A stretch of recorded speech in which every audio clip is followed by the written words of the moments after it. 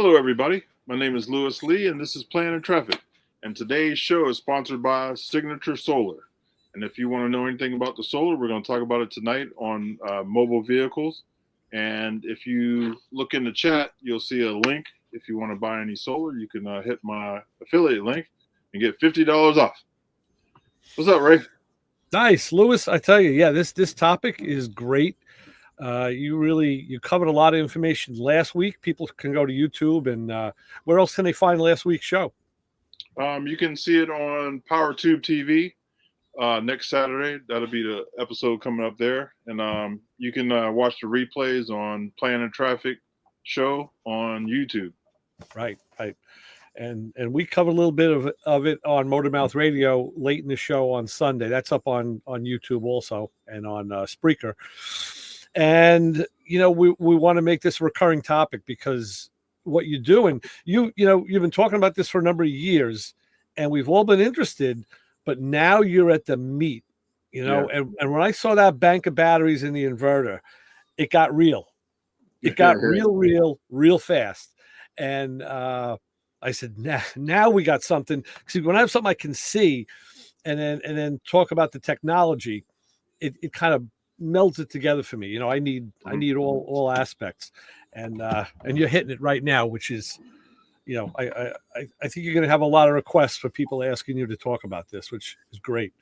Yeah, so I belong to some skoolie forums on Facebook. A bunch of different groups, and I had posted some of that stuff too. And it's a reoccurring questions on the solar because it's a little different than just natural, regular home electric, and so I'm learning as I'm going. But Signature Solar really has a good service and tech department, and they will walk you through hooking up. Well, first, when I called them to get the information on the equipment, I told them what I was doing, and they kind of led me into the right way of what to buy and what would work the best. I kind of had a little bit of idea from research over a couple of years, but they knew exactly what I needed to do, and they were on the phone with me for a good hour, checking to make sure everything I bought would work with everything else I bought, and I got everything from Signature Solar, and they make sure when you call, they make sure that they're giving you the right stuff. They just don't sell you what you ask for. It's a couple thoughts here. You said you've been dealing with this for a few years. Above all, and the rest of us know just from life in general, how fast that technology has changed in a couple of years. Yeah. It don't wait. Once it starts going and there's traction and people are buying and investing, now it takes off. You look into any electronic technology, and that's the way.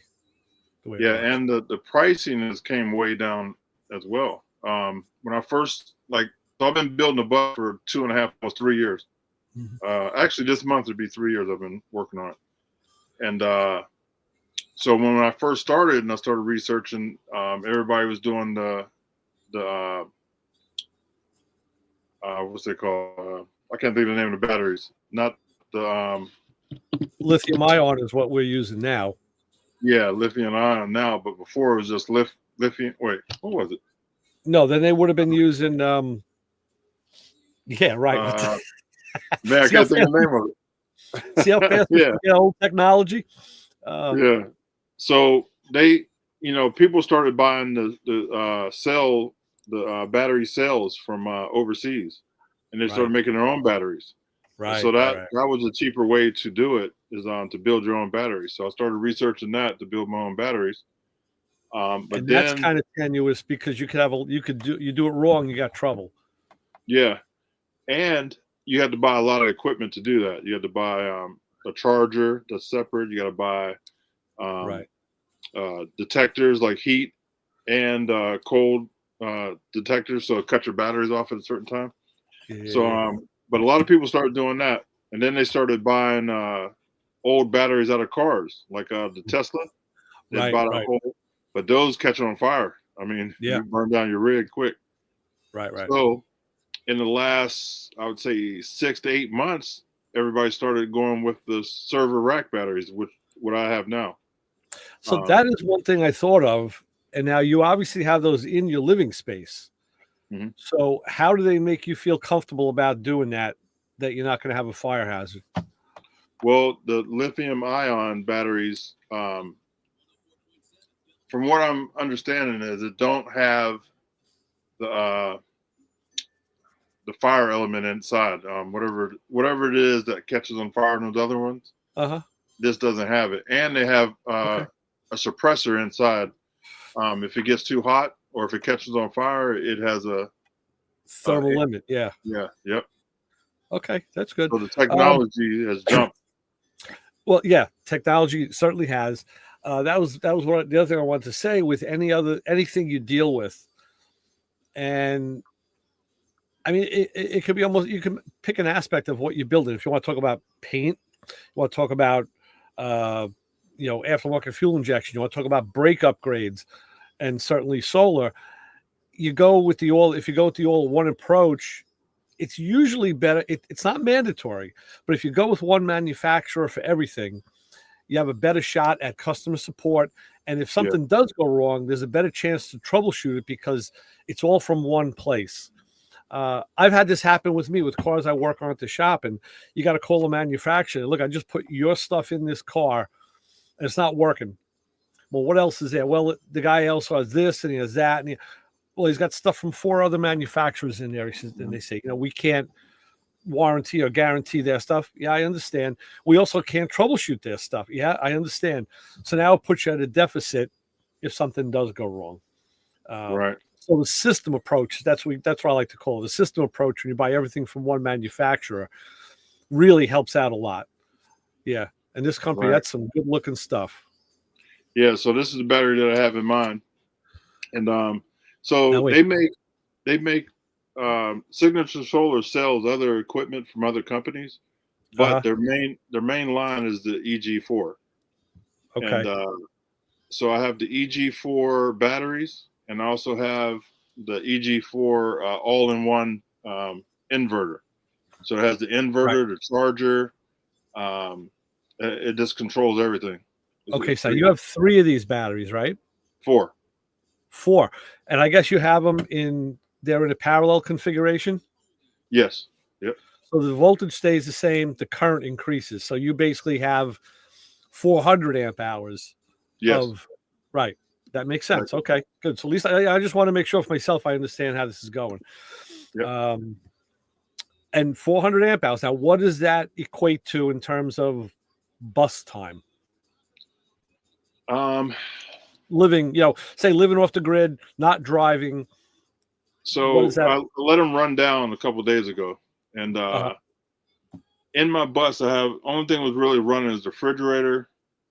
I have my diesel heaters running, which they don't take a lot of juice, and then my TV, I have that running when I'm in here working. The lights are all LED, so they're real low wattage. Right. So I ran before my battery reached halfway down. I was 2 days, probably 48 hours. Okay. Now, 48 hours with me in and out, working on the bus, watching TV, stuff like that. Now, okay, so at the same time, though, the panels were active, correct?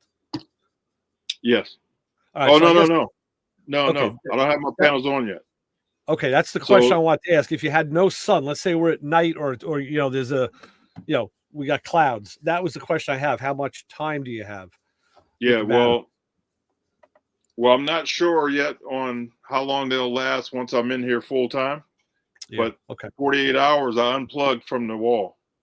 Okay. And I was just running off battery power, and I got 48 hours, and I only used half. Okay, that's pretty comforting. That's pretty comforting. Yeah. So once we're in here full time, we'll have the AC on, so that's going to suck. But what's nice about the AC is it's going to run off my solar panels in the daytime, and then at night it run off the batteries. Right. That's great. That's great. And in the daytime, it'll charge, the solar will charge the batteries, but it'll also run the house at the same time. Yeah. Yeah, so I'm running everything in the house off the solar, and it's charging my batteries. So once my batteries hit 100%, it's still running the house. So at So nighttime, yeah, nighttime I run full battery. I guess we're considered that's considered high performance solar panels to do something like that. Yeah, Because well, I got Pops a big. hit it last week. He saw it at Harbor Freight a couple of years ago. I saw the same thing. They had a big solar panel. I think it was 3x5, Mhm. and it was a couple $100, and it put out like 13 watts. And they said perfect for cell phones or laptops. And I thought, man, I should get one of these. But now after hearing what your panels are putting out, that's like, who the hell wants that? Yeah, 13 watts. yeah. So I'm gonna pull up the panels now. Yeah, big difference. And there's your technology jump. Yeah. Yeah, and the bifacial panels will collect from both sides. Now, how does that work? Because I mentioned that on my show to Chris, and he was very interested. I said, I don't know how that works. I guess there's maybe a reflector on the bottom that'll reflect the sun up. Is that how it works? Well, no, it actually has the crystals like it. The bottom looks like the top. Okay, so so let's say, for instance, you get the sun hitting the panel at the angle, but the panel now makes a shadow on the roof because the panel is between the two. So my roof's going to be white, so it's still going to have some reflection, and 4 of my panels are going to be hanging off the edge of the bus because I got those on motorized, so they're going to slide out. Right. So anything like if it hits the ground and bounces up, any kind of light that goes up, it will grab some. Okay. Do they give you an average percentage of how much you'll get from the bottom? Or it depends on, I'm sure, what's underneath it, right? Yeah, it all depends on that. So if I would paint my roof silver or something like that, it'd probably do a lot better. Well, that's what I'm thinking. Can you maximize that? It's like slide a mirror under it. Yeah, you could. Yep. I mean, okay, good. So that's what I was thinking. If you can maximize it, you can even you may exceed your battery power, your battery capacity. Yeah. Hold on, let me jump this on real quick. So my panels are 440 watts each, and these are 450. Mine are 440. This is the next one up for me. But they're bifacial, and so it can go up to 540. This one. That's good because you don't want to be called a fascist. You want bifacial. That's right. You want that's a joke.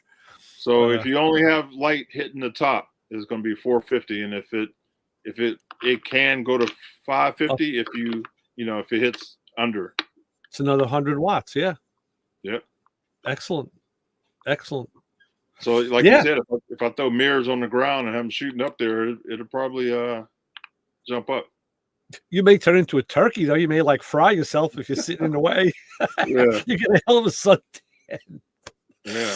It'd be like Kramer on Seinfeld, turn into a turkey. So I decided to go pretty big on the solar,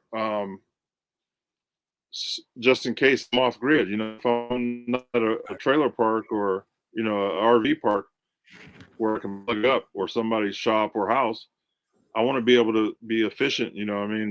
And use everything in the house.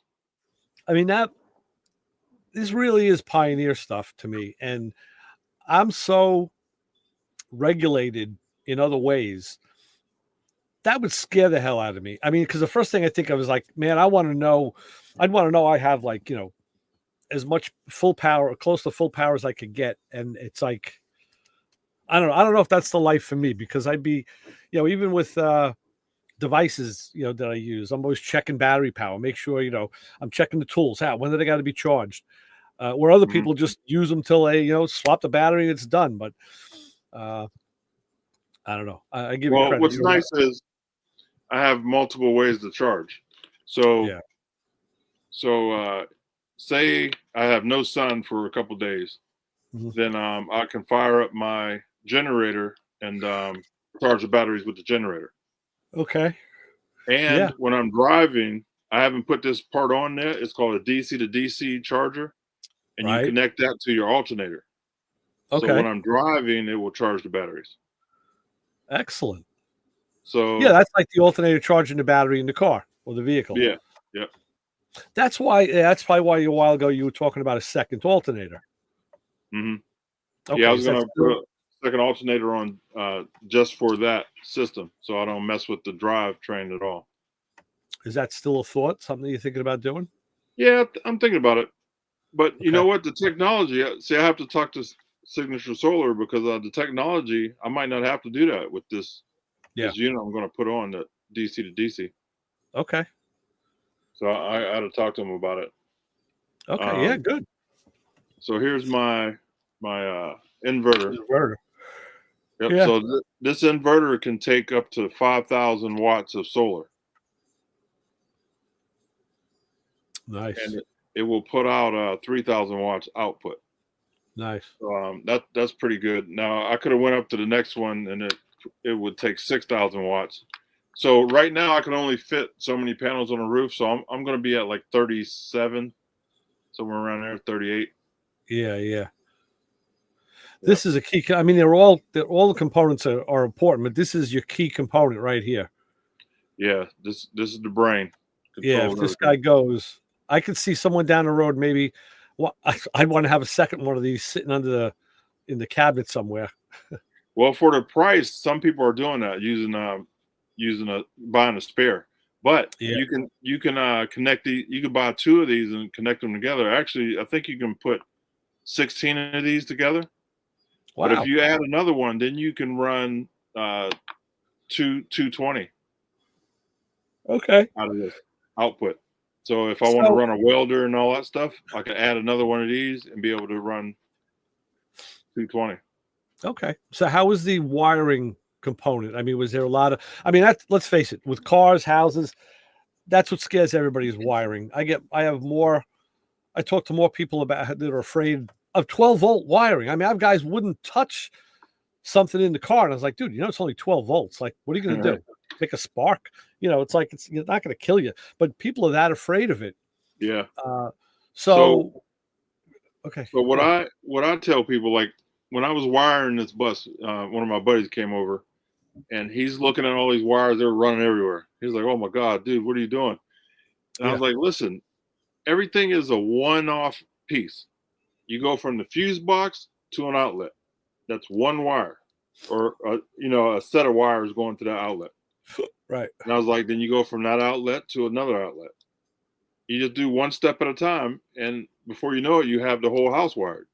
Well, that's exactly how I explain to people when they ask me about things like that. And I say, you have to have a system approach. So you don't do, people look at it as the whole entire job. I say, no, you got to break it down into components. Yep. Like with you have your battery installation, you have your inverter, you have your outlets. Everything is a separate job. And, you're just doing one job at a time. You're not doing all of it. Yeah. And some of the wires cross each other, but they're not touching each other. They're just bypassing. That's fine. Yeah. Yeah. And that's what I'm telling them, that you just do one section at a time. And then before you know it, you got the whole thing done. What type of wiring are you using to wire the outlets with? What type of wire specifically? I use stranded 12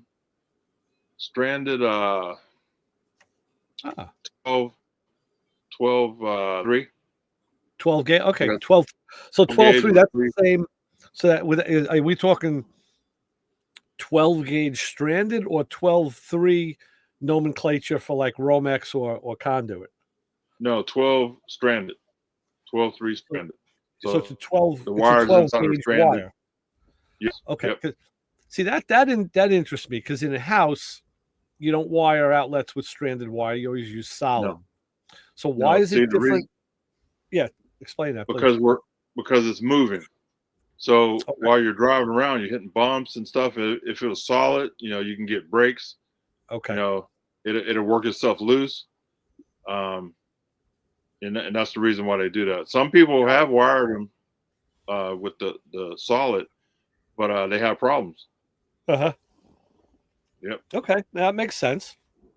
Yeah, that makes sense. Now, some guys really, really do the math on for each component. Like the refrigerator runs a different wattage.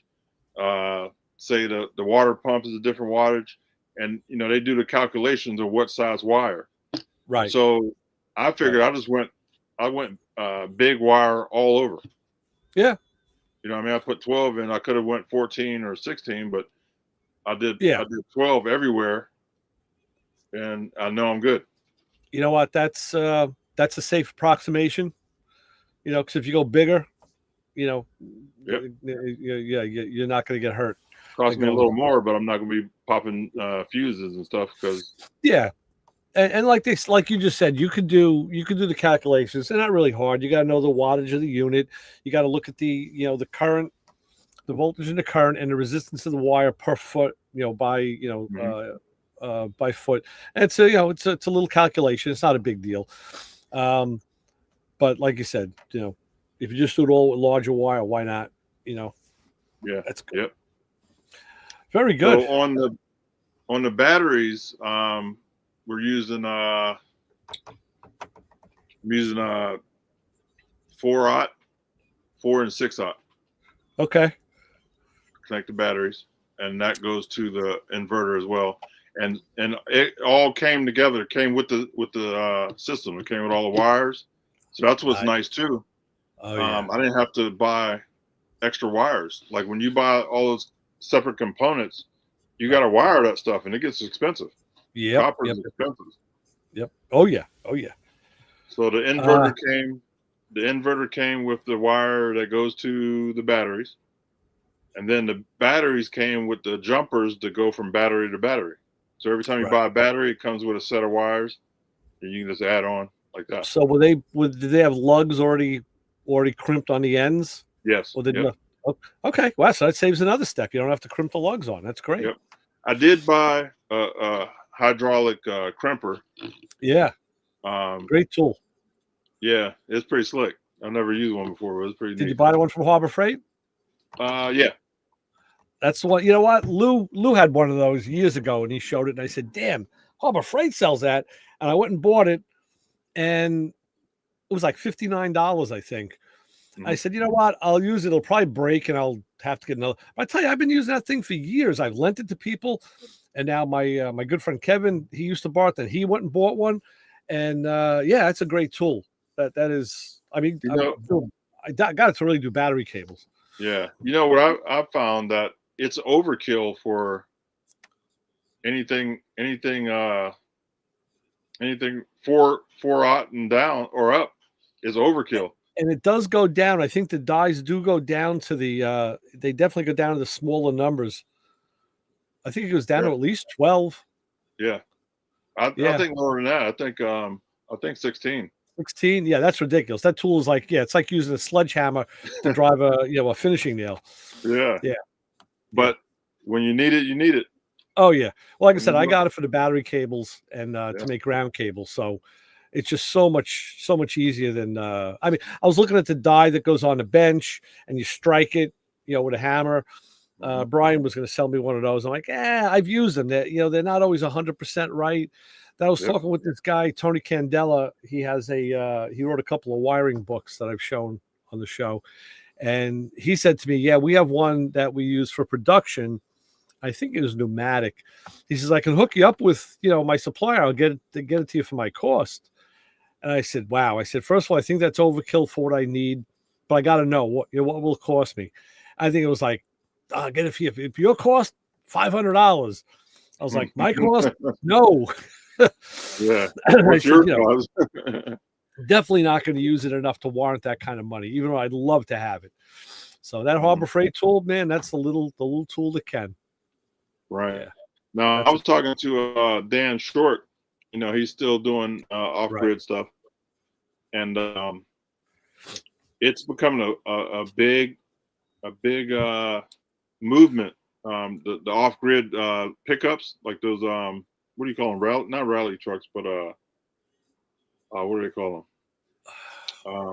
I know what you mean. I don't know exactly what they're calling them.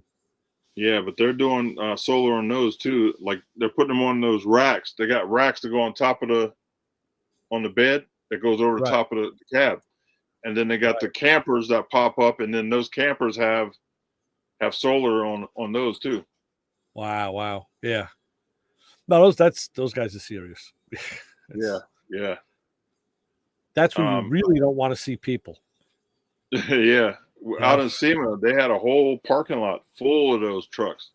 Off grid. Man, what do they call them? Can't remember what they call them. The preppers are, they call people preppers, but so I guess they're prepper trucks. Yeah, I mean, you should see some of these trucks, man. They're beautiful. They got kitchens that slide out the back so you can cook outside. Right. Really camper friendly.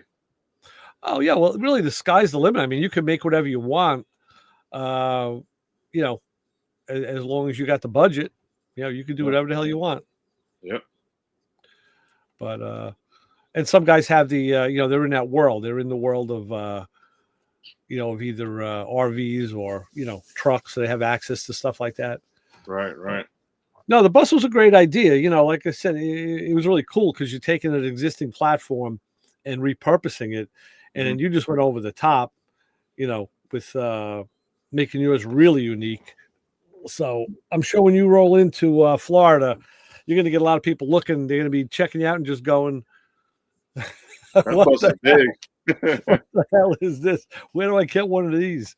Yeah, I'll tell you what. Well, there'll be a lot of buses like this. A lot of the guys that built these. It's one of those. It's a schoolie event, so there'll be a lot of them there. Have enough other people raise theirs like yours? Yeah.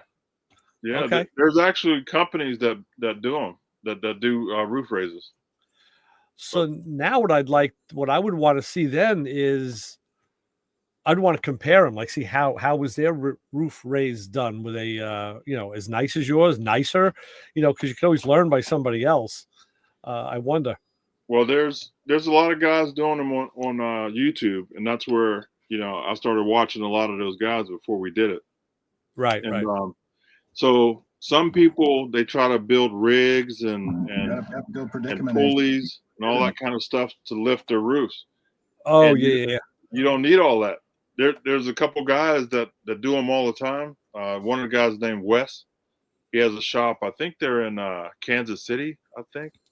Okay. But he does it for a living. He used to travel around and do them for people, but now he has his own shop. Right. But I was watching one of the videos, and this older gentleman, the name of his channel is Life is a Joy. Okay. And him and his wife built a bus, and they're out traveling. And he came up with this bracket system that has all thread rod, and then he welded a pipe that goes over the top of it, and then on that pipe he put a flat piece of metal. And that flat piece of metal you would weld. So say this is the side of, or where am I at? So say this is a hat channel coming down. So you would weld that plate there, and then you would weld the second one below it, and then you would cut in between that. Okay. And the all thread goes through, and then you got a nut on each side. So once you just start jacking it up, you roll the nut up, and it holds it. Oh, yeah.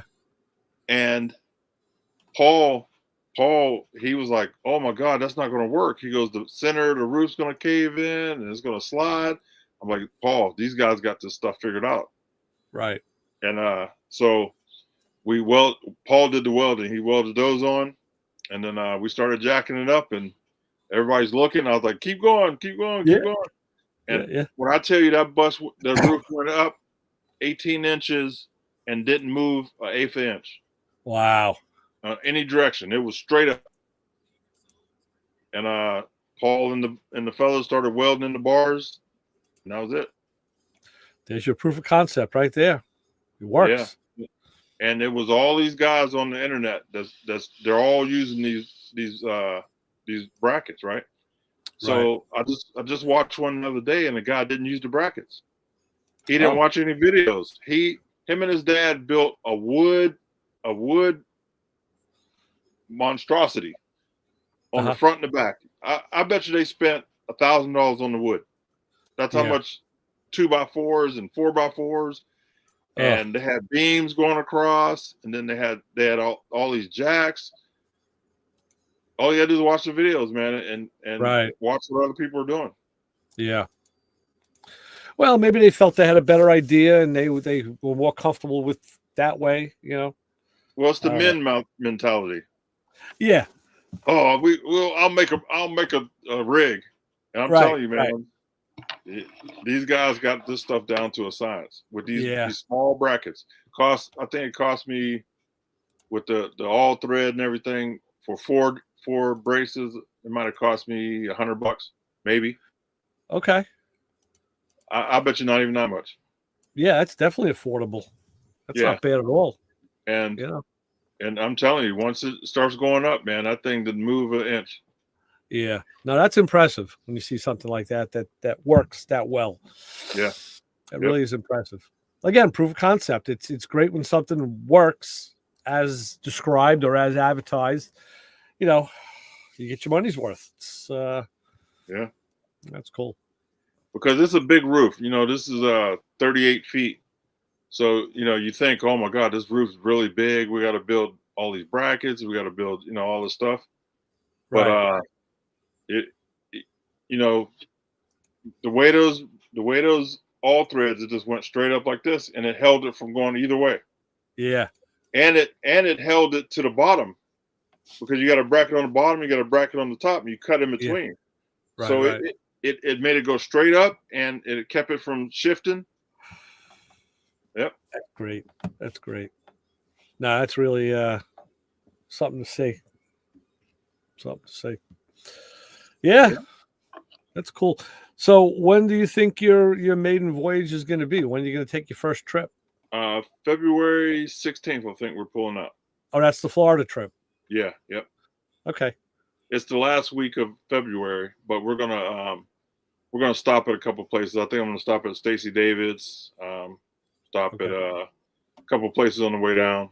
See Sam Madavi. Oh, good, good. You know, just poke my way down there. You know, take my time. That's nice. Give yourself plenty of time. Yeah. Yeah. Well, you'll find out soon enough just how much into your lifestyle your wife really is.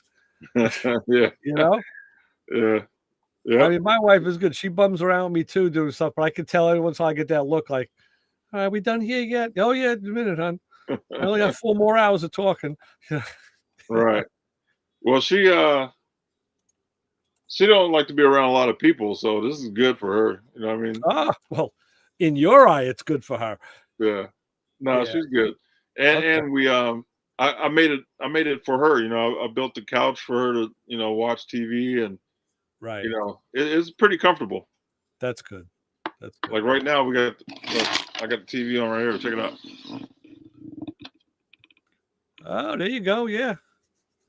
Nice. So when we're not using it, it goes down behind the cabinet. Oh, that's And, great. You know, it's pretty neat. So That's I made everything pretty comfortable. She wanted an antique stove. She got an antique stove. Okay. You know, got a lot of drawers, a lot of counter space. Yeah. You know, she hated the refrigerator. I hated it too. We had the RV refrigerator, and Right. that thing made so much noise. The fan was running. Oh, yeah. Oh my God, I can't keep that thing. Right. And so we took it camping one weekend, and we couldn't fit anything in it. I put a watermelon in and a 2-liter pop, and that was it. That was it. Yeah. Yeah, I was like, man, this thing don't hold anything. That's no good. Yeah, so I took that out. I had to redo the whole wall and everything over there to fit apartment size refrigerator in. Now we got a big boy. We like to eat. Handy with woodwork. Yeah. What's nice is I built everything, so taking it apart was, you know. You know, that's so true. You got all bases covered. Like even like similar to that. My car's in the body shop right now being repainted, but they asked me, you want to come in and you want to take the car apart? I was like, yeah. I said, hell yeah, I want to take my car apart. I don't want anybody else doing it. I said, I put it together. I know.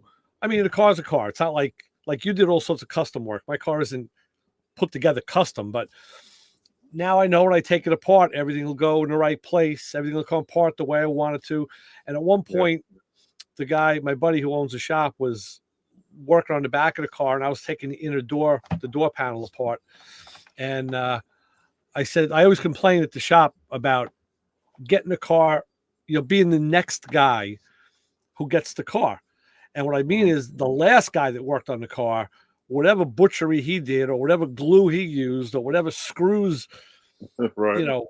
were either put in wrong or left out, or, now you're the guy that's left with that. So I said to him, I said, wow. I said, this is really cool. He goes, what do you mean? I said, look at this. The last guy actually put the vapor panel on right and didn't use too much of that dum-dum, so you could actually take it off if you want. And he's laughing. He goes, yeah. He goes, we know who the last guy was. I was like, yeah, can I work on my own cars more often? Yeah. It is a good feeling, I'll tell you.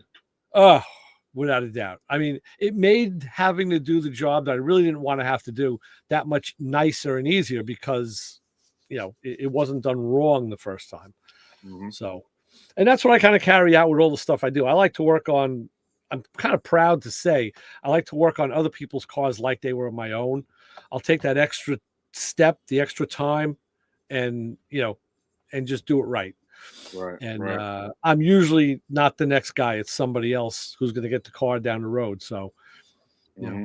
And I saw that when I was working on this 442 in the shop.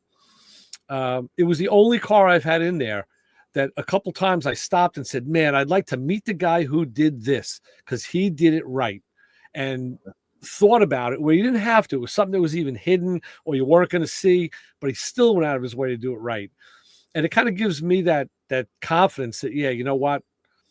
Doing it right is the right thing to do. Mm-hmm. So now in your case, it's great because you had to refit the refrigerator. You needed a bigger opening. Well, get the saw. You knew what you did, and you just redo it again. So yep. And when I did that, I also redid the solar or the battery rack because when I first started, I made it I only had one battery in there. So wow. I bought 3 more, so I changed that all up too to move everything around to fit the batteries. Sure. Now, did you have that space allocated for something else, or did you just have extra? No, I had it set up to have for like a pantry, so to have a couple more shelves. I got to add 2 more shelves in there, but it'll hold like the blender and all right. Or a couple less boxes of cookies. It's the cereal boxes. That's good that you had the extra space. Yeah. That's good. So Jim had a question. What size are the panels? My panels are 4 foot by 6 foot. That's pretty big. Yeah. Yeah. So my rack, what I'm doing is I'm building my rack off of pickup truck ladder racks. Oh yeah. Or not pickup trucks, but the ones you see on top of a box trailer. Right. So they'll span all the way across the top of the bus, and then I'll set my contraption I'm building with the motorized stuff on top under that. Right. So I have 2 panels sitting on top, and then 2 panels will slide out from the bottom. Nice. So I'm doing two sets of those. So I have 8 batteries total. I mean, not 8 panels total. What type of heat is going to be generated, like in that cabinet between the inverter and the batteries? Is there going to be a higher ambient temperature than? The batteries I don't think draw too much heat, but the inverter does. Right. But I have a fan inside there, so when it gets hot, I actually have to buy the thermostat. But when it gets to a certain temperature, it's going to cut on the fan and suck the air out. So you have an outside fan. Or it'd be nice is even like in the winter, you can even have that heat come into the bus. Mm-hmm. Get a little free heat. Yep. But okay. Just from watching all these other guys building buses, I'm just following the lead. Right. Yep. Right. Oh, excellent. So all you really need now is a rear end. Yeah. That's going to suck going to Florida slow, but yeah, I like to drive, man. I like to ride. Right. And doing 55 is going to stink. No, that sucks. Yeah. Yeah. So when I'm down there, I'm going to look for one on the way down there and back up. If I can find one, I'm going to grab it. I mean, there's got to be truck yards. I'm sure there's plenty of places. But see, what I'm scared of is, I might get one used and it crashes on me in a couple of years. Right. I mean, unless you can find a place that could rebuild it. Yeah. Or they sell remanufactured ones. I think they're like 1,800, 2,000. Okay. So I might just go that route. Yeah. That'll give you peace of mind. It's nice, for something like that you don't want to get stranded with. It'd be nice because if you do get stuck, the tow it's not like getting stuck with your family car. Yeah. So it would be nice to know you have peace of mind. Yep. So I gotta add on my my tow bar and hitch and stuff in the back.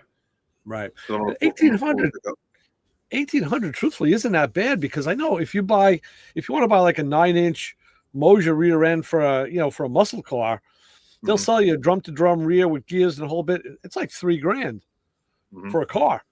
So 1,800 for a truck rear it's not bad. Well, it's not the whole rear; it's just the the center.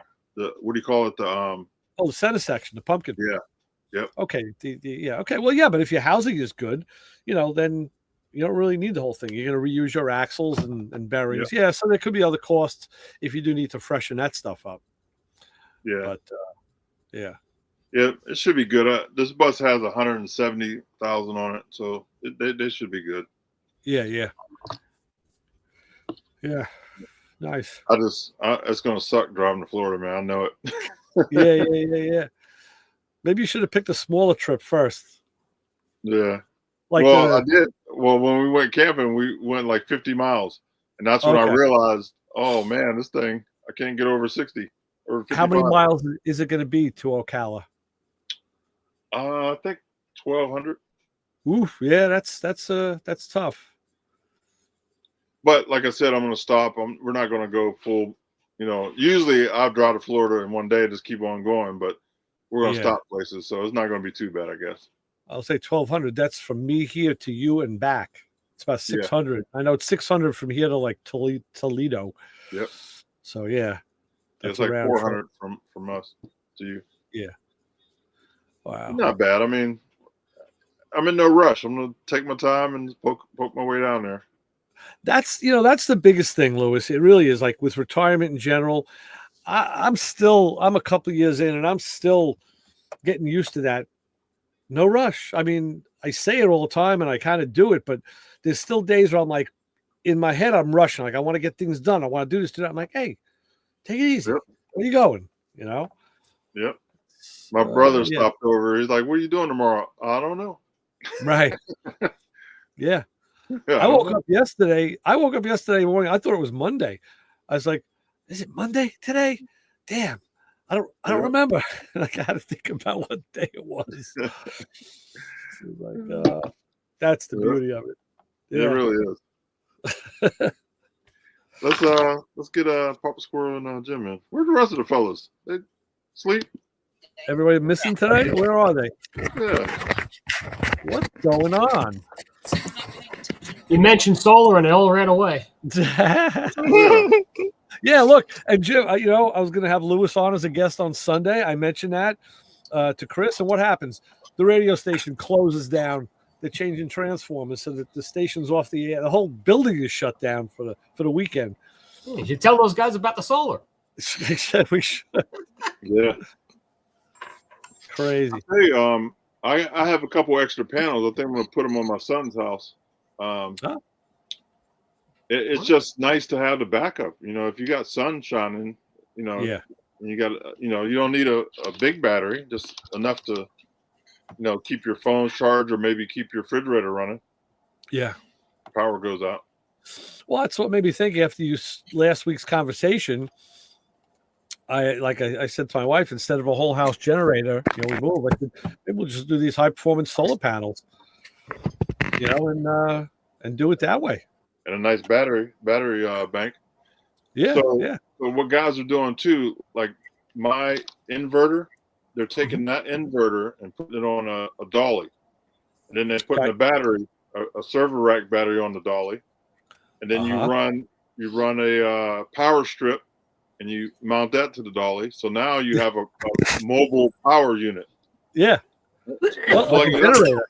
It's kind of like having a generator on wheels. Yeah. So what you do is you plug it up and it charges the battery, and then when your power goes out, then you use that to run your power. Right. Yeah, the possibilities are endless. We're lazy. We use a 220-watt Honda generator, and we don't have any battery with ours. We just use it to run fridge and TV and lights in the house. We're talking about house now. Because we've never had a time where our power's been out more than a day. We haven't had a 5-day power outage in ages. I had one when I was living in the country. It was like 4 or 5 days, and it was terrible, man. My buddy works for the electric company. He brought me a big generator over because I was going to lose food and stuff. I'm like, man, I don't know what's going on, but that big generator, he showed me how to back flush it, and call it, and I run the whole house. It was pretty sweet. Oh, backfeed, yeah. Last one we had here was when we got hit with Sandy, the Hurricane Sandy, and we were out of power for like 2 weeks. Wow. I did get a generator. I got my hands on a generator, but it was just, it wasn't a big one. And really all I did, I just hot wired the hot water heater. I said, I just want to have a hot shower. The refrigerator lost all the food already in the first day or two. I said, what the hell? We got the gas grill. I said, just want the hot water heater. Yeah. Well, that's why we with our little Honda, as long as you don't open the freezer up, you can get 3 or 4 days with it frozen solid. Yeah. Refrigerator, you get a day or two. Yeah. So, we'll run the fridge for a couple of hours and make sure it's nice and cold, and we'll just. We've got LED lights in the house, and we don't use much. We're greedy. We just like to watch TV, especially when we know our neighbors aren't watching anything because they don't have any power at all. Although we're not as bad as our neighbor across the road was when he lived there. Leo had a automatic. I don't know what brand it was.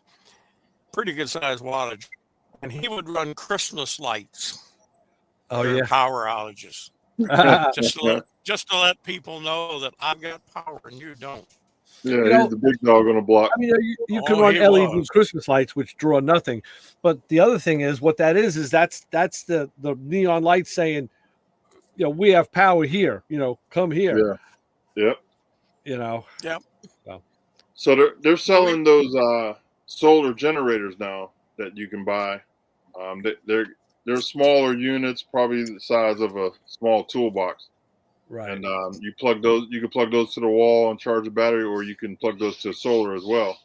But they're kind of expensive, so that's why guys started doing the server rack battery and the thing like mine. Sure. Half the price and double the power. Yeah, makes sense. A little bigger, but hey, if you're in a situation, don't matter. Where power is concerned, bigger is better. Yeah, without a doubt.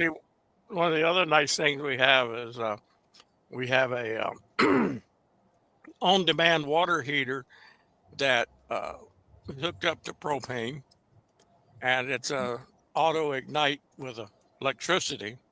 So my wife can take a hot shower. Well, a hot shower, my back's a hot bath.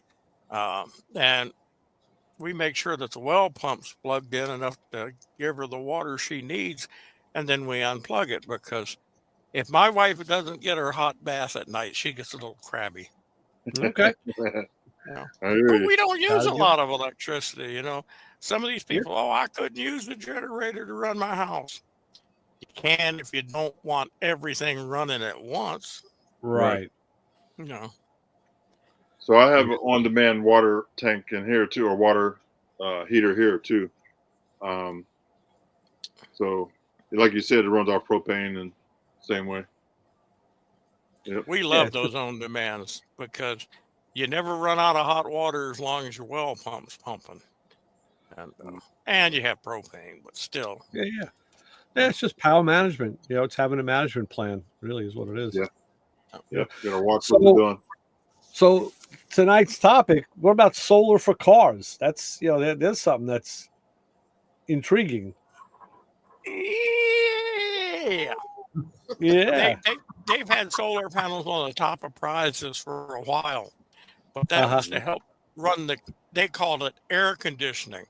I think it was to help run the fans inside the car. It takes a fair amount of power to run an air conditioner. Yeah. So that was.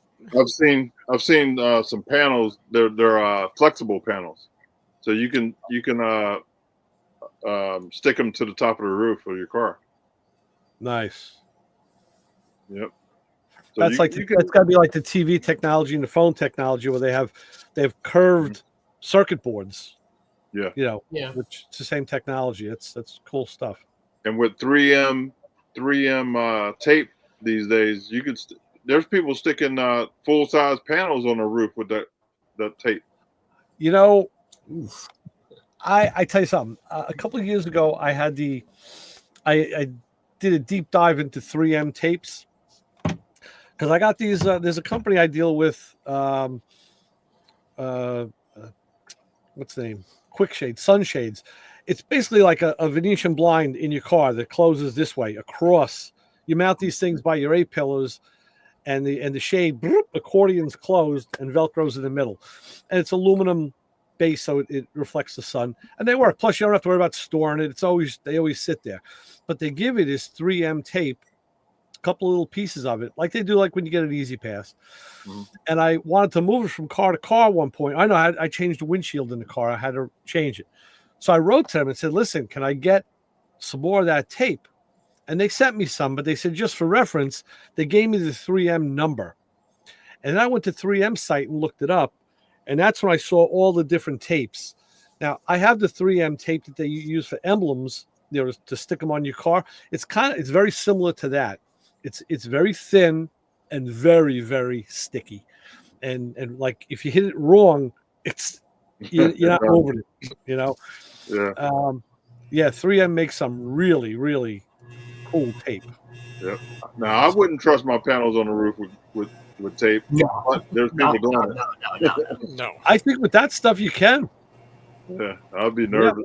Yeah. If I did that, I would put a little cable, a tether. Yeah. Just in case.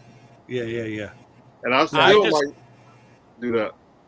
I just don't trust taping panels down to a roof. It just, I don't care how good the product is. Yeah, me either. So I'm gonna bolt mine down, and I'm still gonna put some safety cables on because I don't want them panels flying off, killing somebody. Yeah, true. Yep. Yeah, true. That would be the part I'd be scared of, them flying off and hitting somebody. Yeah. And not killing them because they'll sue the hell out of you. I might have to get out and shoot them. Yeah, you're right. Exactly. If it hits them, you better just get out and shoot them and make sure they're gone. Like, sorry, buddy. Yep. There's only one side of that story. Yeah. So that's what I think I'm going to do. Is I'm going to put safety wires on all of them. Right. Yep. Well, my wife has decided that we're going to give the truck to my daughter and her husband so they can sell at Ren fairs, and we're going to get ourselves a pickup and a cargo trailer and rebuild it inside like we want. Oh, wow. So we can go to smaller fairs and that without having to.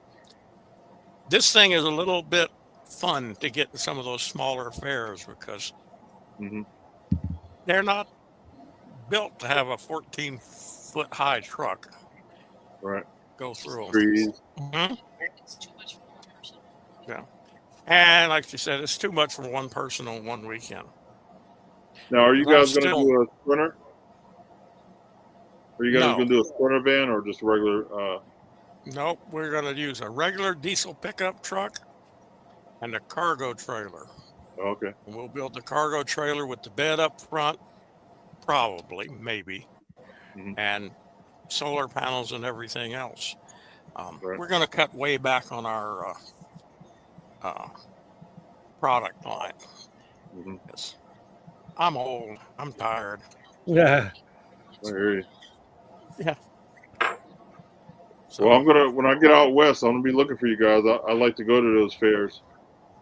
Yeah, that's something I we'll like to be go to. right now. We're at the one in Arizona, which is All right. 8 weeks. It starts in February and ends in March, end of March. Weekends. Yeah, 9 weekends. Really? And yeah, Oh, so they don't so have that it during the week, just on the weekends? just on weekends. Oh my So what God, do you it's do hard during the enough. week? How do you fill Work your on time during the week? stuff. Work Working on on stuff. stuff. Yeah, we always Oh, so make a that'd be pretty thing. cool. That'd be pretty cool. I can work on my leather during the week and then sell it during the. Yeah, you can. Okay. Huh. I haven't But thought about that yet. I haven't got that far. yeah, give yourself a little while. You'll figure what you Yeah. want to do or not. Yeah. Yeah. So I Yeah, gotta figure out. I gotta figure out how I'm gonna put my sewing machine and my equipment in my truck. So I think I'm gonna put a cap on the truck and then put everything on sliders so I can slide it out to the back of the tailgate, and then do my work like that. Maybe put a tent up. So you're still talking about towing the truck. Yeah, I'm definitely towing the truck for sure. Okay. Now they make a lift that carry my motorcycle and pull the truck behind the bus. Right. So that's And you wouldn't consider buying like a Kia or something? How that'd be a little easier to. well. What I'm thinking is I need the truck to put my equipment in, to do my leather. Yeah. I was thinking about maybe in a little van, like a Astro van or something like that. Uh-huh. So I don't know. I'll figure it First- out once we get on the road. First, get on the road for a while, and then figure out how you want to play it. Well, Yeah. the Astro, you have front wheel drive, so Oh, I won't be able to tow it. right. With the truck, I mean, you could tow if you want to be super safe. You can always pull the drive shaft. Yeah. Actually, you can tow a front wheel drive vehicle. You just have to buy this kit. Runs about $1,500, and it's got a pump in it. And what it does is it hooks up to your automatic transmission, and it pumps fluid through the transmission Mm. while Yep. you're towing. Because that's Okay. what Dad did with his Corsica. He put a pump in it and towed it behind his motorhome. Yeah. Oh, that makes sense. That'd be good. It'd be nice to have what back in the old days, before guys got trailers with their race cars, they bought what was called toe tabs, freewheeling toe tabs, and you just bolted them on the back hubs, and they would just freewheel. The rear was still hooked up, but the tabs had less resistance, so they would just spin as you pulled the car. Oh yeah. Yeah, called freewheeling toe tabs. Yeah, they got all kind of new stuff now, man. They got a braking system that you can put in when you're flat towing. Like some states won't let you pull. You got to have that system in there to brake. Electric trailer brake, sure, and that they work. They really do work well. Yeah. What's up, Coach? Who you got in there, your brother? That's my son. It looks just like you. Yeah. I thought it was you, just a smaller version, same mustache. Yeah. Come close. What's his name? Get closer to the camera. Get over here. We got to meet you. Hi there. How are you? Good God, it does look like Coach. Looks just like you. Hey, don't commit no crimes and get Coach arrested. Yeah, right? We've heard a lot about you. This is Isaiah. This is my son that was my oldest son. This is the one that was in the military. Right. Nice to meet Isaiah, you. heard a lot about you, dude, through the years. Yeah. Dad talks about you a lot. He said you owe him some money. Yeah. He owed me He's some waiting for the money. payoff. What's up, Coach? How's your night going? It's going all right. Just got done a little bit ago with practice and doing boys soccer now, and I got a good. It looks like I got a good group of kids. I think we'll be competitive. Good. So it'll be fun for sure. Good. I wish they'd had soccer when I was young in Texas. Just couldn't play football because I was too lightweight. Yeah. Didn't play basketball. I two left feet. Yeah. Soccer I could play because I could run all over the place in that. But Texans didn't believe in soccer. That was a sissy sport. Yeah. Yeah, I think soccer's come around a little bit more, but yeah, Texas is God, family, and football. Friday night football. Yep, that's the best. High school football. Yeah, You had to be careful. Well, some of those. Go ahead. Sorry, some of those stadiums at the high school level look like junior college stadiums. Oh yeah. When I graduated high school in '69, our school had deliberately combined with a bunch of other schools so they could become 4A, and they had a huge stadium. Of course, they'd taken away a lot of little small schools that were, for me, a lot more fun. But, 69, that's when I was born. But told you I was old.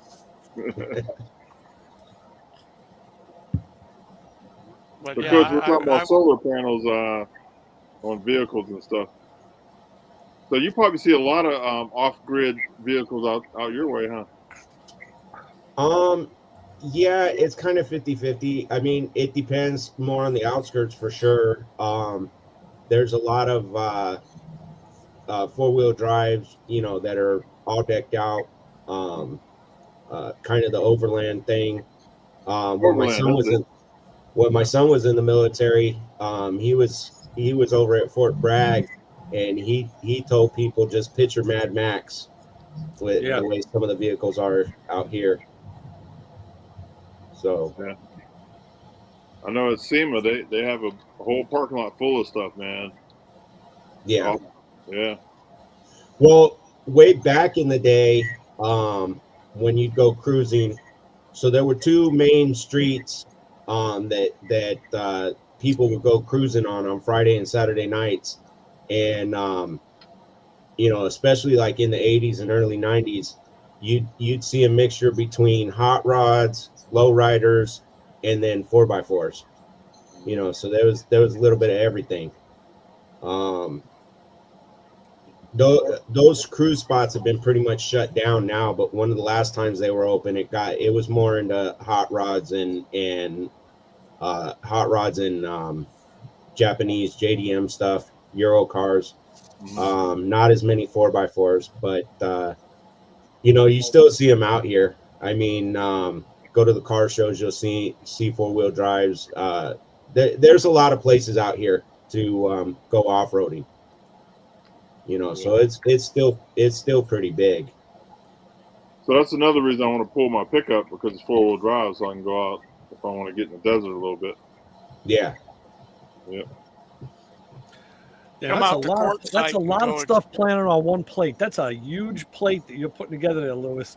I tell you, man, you're not leaving anything out. He's going to be busy from the day he's retired, from the day he drives off site with that bus for years. Yeah. Yeah, believe me, I'm ready. I got Papa Squirrel, what were you saying about Quartzsite? Quartzsite, if he wants to go look for minerals, that's a good place, because used to be a lot of mining around there. And it's a desert, and yeah, they have a big RV place at Quartzsite. Oh God, yes. A lot of people go there. So we'll be there probably a couple months out of the year. Just don't go there in July, because it's 110 in the shade and up. Yeah. Yeah. We're probably going to come back east in the summer and then out west in the winter. What a lot of people do. Coach, how far are you from Quartzsite? Quartzsite's on the other side of the state. Oh, it's closer to California. Yeah. I'm closer to New Mexico. if you look on the map, I think we're about maybe 150 miles, give or take, away from New Mexico. Okay. So where I'm at is southeast. We're about 90 miles from the border to the country Mexico, and about 150, give or take, to New Mexico State. Okay. In fact, what was it, about a year or two ago when you sent me that that information on that property and you were asking about, there were a couple you sent me, but there was one that was middle of the desert and it was kind of southeast. That's probably about hour away from where I'm at. Okay. So that's basically between me and New Mexico. Yeah, our driver, when we used to go to the Tucson Gem and Jewelry Show, he used to tell us that he was going to take us to the Mexican border and leave us there. The shuttle for lunch. Yes. Yeah. We're going to go to, no, what was it? Lunch in Nogales. Yes, lunch in Nogales. Take you out in the desert, leave you for dead. Yeah, no. First, you have to get me out of the vehicle. Yeah, right. Well, no, not necessarily. They can leave you in there. Yeah, they could. But yeah, there's still the second part. Yes, it is. What's up, Brian? What's going on, guys? Another day in the big city. Going solar. Tell me about it. You have solar on your truck? No, I just on the house, but I don't Okay. have solar on the truck. I've been waiting. They've actually had that option now for the tool trucks. They're starting to get better. But, beforehand, they had it available if you wanted to, but you had to be parked to use it instead of having it Mounted. working while it's running, while you're moving, because of the No. flex of the truck and the flex of everything. Oh, okay. They're starting. They're starting. There's a company. I think I sent you the information from last year at Expo. Last year at the tool show, they were ask us how we can do this or whatever, and they were starting to have panels that you can put out and leave out on the vehicle, the flex. That's the biggest problem. That's the only thing you got to really watch out for. Well, that's kind of what we were talking about with Lewis, and we were talking about the wiring. We're talking about stranded versus copper wiring. Maybe the technology now, Brian, has advanced to the point where that's not really as big of an issue anymore. Maybe, like I said, I just know that a year ago they were starting to really make the year before that they had stuff that if you wanted to have it fixed when you were parked, you put it out, like when you were at a campground or a campsite, and you put it up. And some guys are parked like today. I'm parked, and the truck is parked in one place for several hours because of the shops are all being so close. Mm-hmm. And I could set up that way, Right? but you got to really watch with the driving. They've now got it where they've always had some that would flex, but it wasn't. You need so much because of the amount of power. That's just like when we were supposed to get it for the house, and I don't know the exact numbers, so I had to watch how I'm talking because I'll be blamed for something. But right. They were supposed to come out and do the house, and we had a snowstorm, and it was 3 weeks before they could reschedule. And the guy says, "Man, you lucked out because you got the newest version, which is X more better than the other version." That stuff is changing. Yeah. It's kind of like I was saying a while back or a long time ago. I hope you're not going to Harbor Freight and buying solar panels from 5 years ago and waiting to use it today because the technology is so much. Yeah. It's changing so fast. It's almost like, the computers are our cell phones. As soon as you get it, it's outdated. That was pretty much the whole first half of this show tonight. Talking about that. And I know that I know on your radio, Ray, that Chris said something about, hey, I want the ones that look like look like shingles. Yeah, they have that. Yeah, I think I heard about that as well. Yeah, that was started because there were people are saying, I don't want to look tacky or I don't want those looks. I mean, it was funny when we had our house done.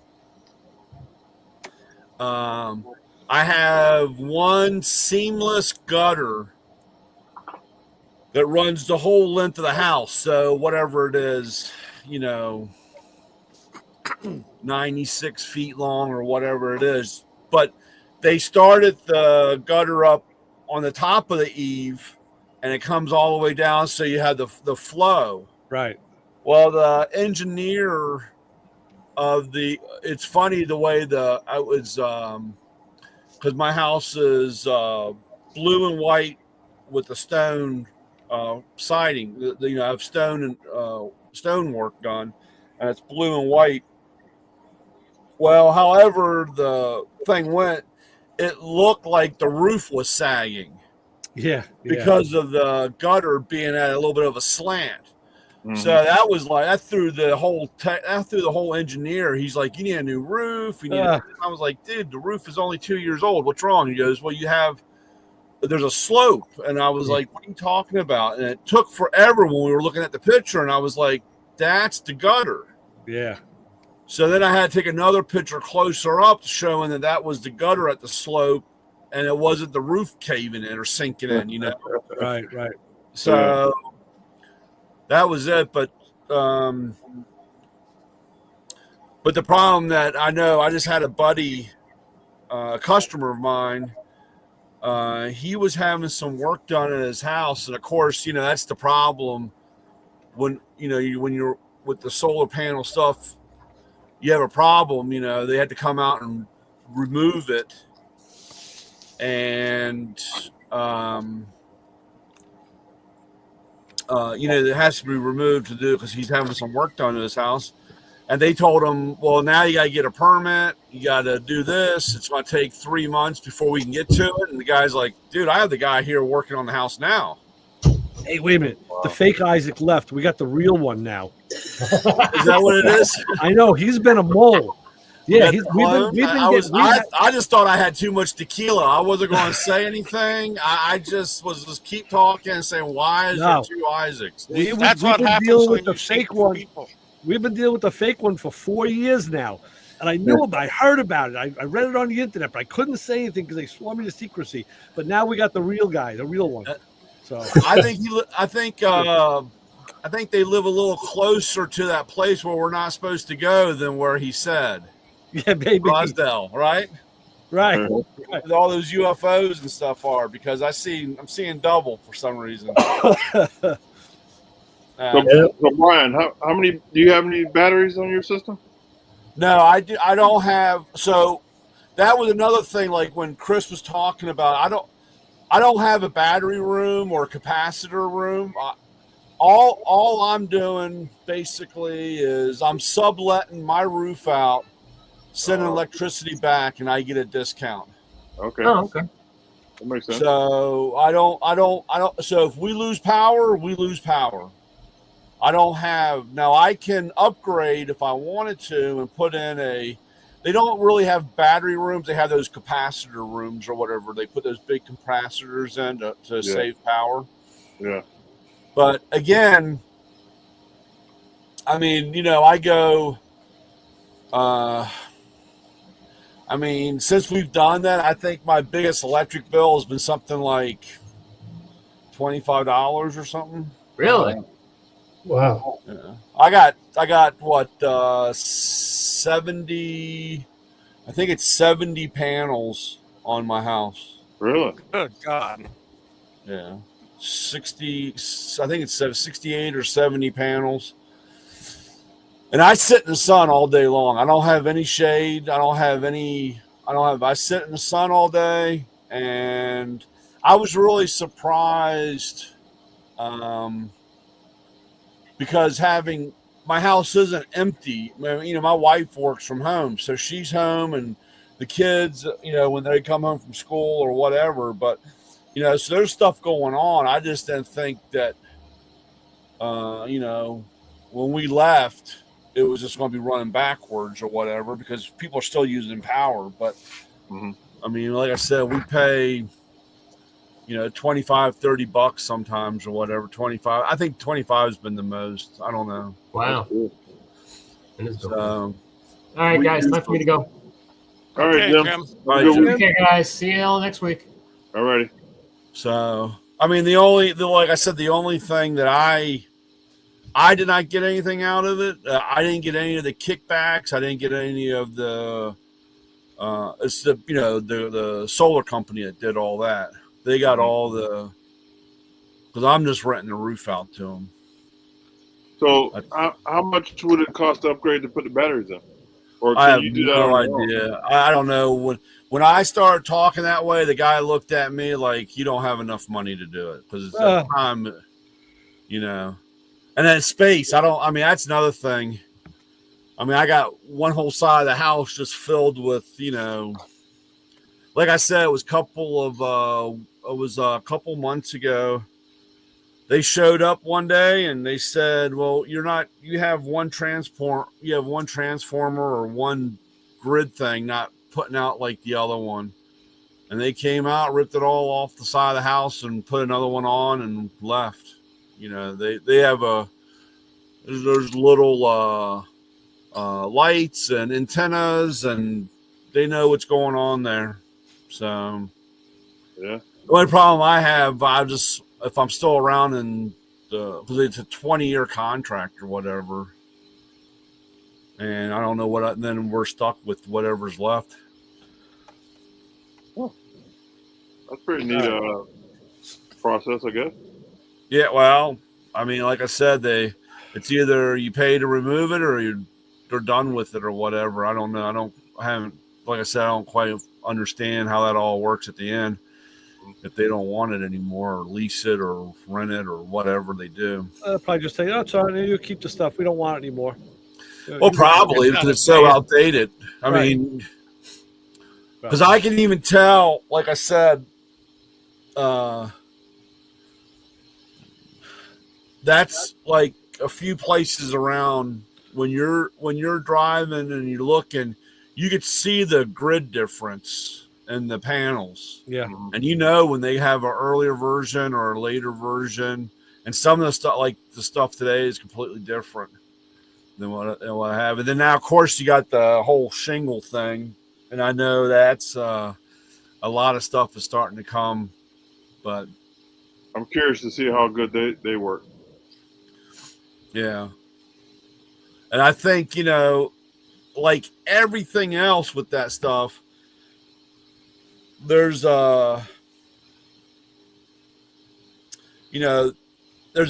part where everybody jumps on the bandwagon at the very beginning, and they should have waited 2 years because the technology and redundance or like I said, I guess if I really wanted to, I could probably put a battery room in, and it would probably be easier than what it was, a couple years ago. But on the other hand, Brian, if people don't get in on the ground floor, the company can't use them to develop the next, the next level of products. So somebody's got to be the guinea pig, I guess. Yeah, Well, I know, but I don't like being a guinea pig. I don't think you're doing too bad for only $25, $30 a month in electric bill. No. Oh, no. Don't get me wrong. No, I mean, I wish they could get my cable bill that low. My cable bill 10 times that amount. Yeah. I mean, don't get me wrong. The electric bill, I mean, it's amazing. Like I said, like I said, in the middle of summer or even like now with the heat. Well, I'm oil heat. It's a little cheaper. I mean, And I'm not going to say, I mean, it's not like we're all walking around like we're at the beach and it's 95 in the house. I mean, we still conserve. I mean, you know, I mean, we still try to save. We all walk around with miner's cap and turn lights on and off. You know, so I mean, I'm not saying these days you gotta I'm take not like advantage of all Clark Griswold at Christmas and have all his Christmas lights, but yeah, you gotta take advantage of anything you can to save a couple dollars, man. yeah. So I mean, I really wish, you know, I could do that to the tool truck, because that's my biggest cost of my business is having that truck run all day. Yeah. I mean, with the cost of fuel. Well, call Signature Solar, man. I'm telling you, they'll give you the right stuff. Yeah, and like I said, the biggest problem with the scariest part of those. I mean, I've been in the truck when it's driving down the road and the flexing of that, and you know, like I said prior, when people try to do it, the panels break and you know, cracking and so forth. I would put it on a rubber mount, so it'll independently move. You know what I mean? Yeah. So, but I know that they've come. I know I talked to a guy. I think he was out in Arizona. Because I talked to a guy once and he said that it's going to be a little bit more time, but they've got it so that, you know, when they came out with the stuff that, you know, I used to sell them, there was a mat that rolled out on the dash and, you know, you plugged into your cigarette lighter and kept your battery charged, you know, a trickle charge, you know, but that started out at what, 15, 18 amps or whatever.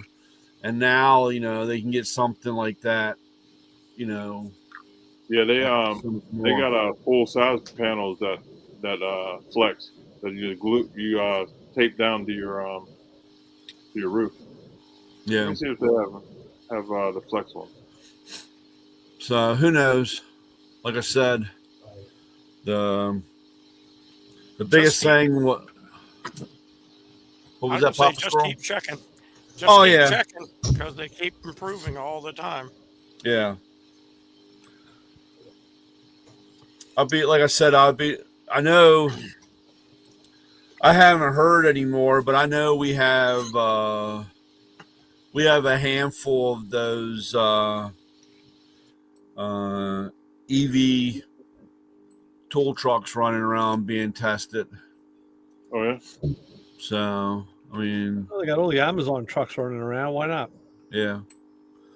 But you know, like I said, but it's kind of like from what I heard, and you know, like I said, it's just what you hear. It's kind of like a while back ago, you know, our police department, your police department, right, in New York City bought a whole shit ton of those Mach-E's, and then they had problems. They couldn't sustain or run everything that they ran. And it's just a matter of time before they get the technology or the battery technology to do it. I just don't want things to burn up because I've been noticing a lot of those Teslas and some other things have been burning. They had a really good video on YouTube about this battery bus that caught fire. It was shooting flames out like a rocket. It was all over. Yeah. Yeah. So, I don't think it's as bad as it was, but it's always a problem. Hey, I'm gonna tell you, I was lucky as shit because I had it was lawn equipment with that rechargeable batteries. It was a Toro stuff that I had, a leaf blower and a weed whacker and a hedge clipper, and One day I noticed a kind of a weird smell in the garage. Didn't think much of it, and a couple of weeks later I was digging around and the battery exploded. Wow. From that leaf blow, the one of those batteries. And I was like, wow, man, that could have been a real mess if something caught or lit or did whatever it did. If he wasn't Well, home. Yeah. I remember about 3 or 4 years ago, uh, I had a warning with my drills and that saying, watch the battery because of lithium, it'll overheat and et cetera, et cetera. I never had a problem with any of them. They never overheated and they never caused any problems. Although Yeah. I do unplug my battery chargers when we go on like a long trip, Yeah. like now. Yeah. Well, that's what they were, of course, it was like they were talking about cell phones and tablets, not keeping blanket, when you fall asleep with them in your bed and they get all wrapped up and overheat it. And, again, oh, yeah, look at that. Yeah, yeah. 200 Yeah, that's watts. 200 watts. Wow. That's Yep. twice the wattage of the one that I had. Never plug them in backwards. You'll burn them up. Wow. That's what I did. What was that? 1,000? It had two. It said something about 1,000. I don't know how much I would need. 1,000 watt hours. Oh, yeah. Yeah, they're flexible. You can tape that down to the roof. Yeah. Do 4 of those. It'll run your whole truck. Just wrap it around your body, walk around like Solar Man. Solar Man. Yeah, that's all I need to be Solar Man. I bet you can run your air conditioner and stuff off of that too.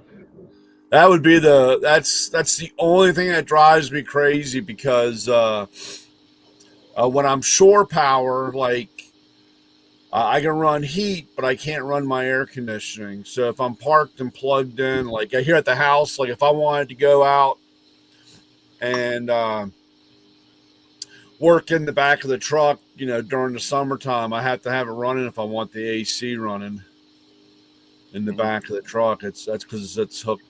Even though it's a separate unit, it's hooked to the electronics of the truck, the engine, the motor front. Well, my solar panel or my solar or my mini splits run off solar as well. So I can run my mini splits off just the solar panels with no hookup of anything else.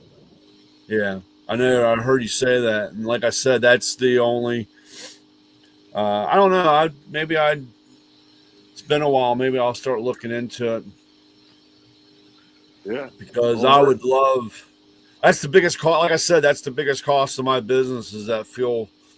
It's disgusting when you spend $20,000 a year in fuel. Oh yeah. Yeah, I would definitely check it out because if you can save even a quarter of that. Oh yeah.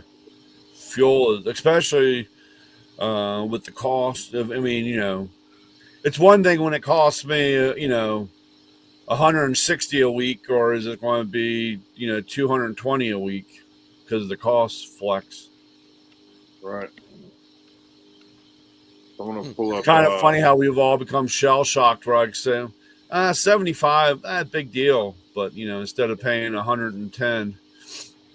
Yeah. Right. I remember when I used to fill up at $50 a week. Yeah. Those days are gone. Well, Yeah. maybe not. That might be coming back. So here's No, they won't. They never will. Well, I Believe remember. me, they never will. Oh yeah, I remember one time we said, "Oh, gas will never go below $2 again," but it did. Not out in California. It I never was made just it telling to my daughter $2. tonight. I remember what we were talking about calibrations and stuff. I said I remember when gas was just about to hit $1 a gallon, and everybody freaked because the pumps weren't calibrated to go over $1 a gallon. right, yeah. And it was a big I thing remember to that. do. Everybody was freaking out, and we were talking about Y2K. All the franticness that was going on with that, and she says, "What do you mean?" She thought I meant something else, like more current. I said, "No, Y2K was the year 2000." I said, "You were 3, So I said, I understand how you don't know what was going on. I said, but the whole freaking world freaked out that everything was going to stop. Computers and banking and TVs and VCRs and everything was going to just be, stop working. I said, and they didn't, and they didn't. No, it's because the computer programmers had a reason to fix everything. Well, yeah. IBM was one of the first ones because they're the ones that came up with the 2-digit. It was all hype. Oh, it was. Well, to a point, because our program and the system that we used with Maco, our system, it's funny because, again, I have to watch how I say this because I think it's laziness and they just put a fix in or put a patch or a workaround or whatever they do. But it happens every year. Like they don't reset or they put in a time for our warranty. So something that lifetime, last week or 2 weeks ago at the beginning, every time we typed something in, it said non-warranted. The warranty had expired, and you're like, well, what do you mean it expired? Of course, they had to do a patch in the system to add time to it or what, the countdown or the count, it couldn't take the calendar change or whatever. And so I can understand some of that with the Y2K back in the day because, like you said, their program was only went to 9999 and not 000. So there were programs out there. My wife's uncle worked with IBM computers in his earlier days, and he said that was no big deal because all they're going to do is tack on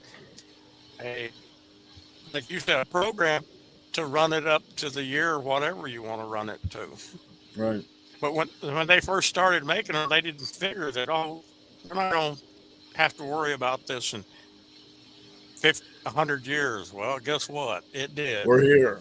That's like the funny part, or for whatever reason, like, I'm on 3.0, but on our 2.0, that was several years ago, that system ran.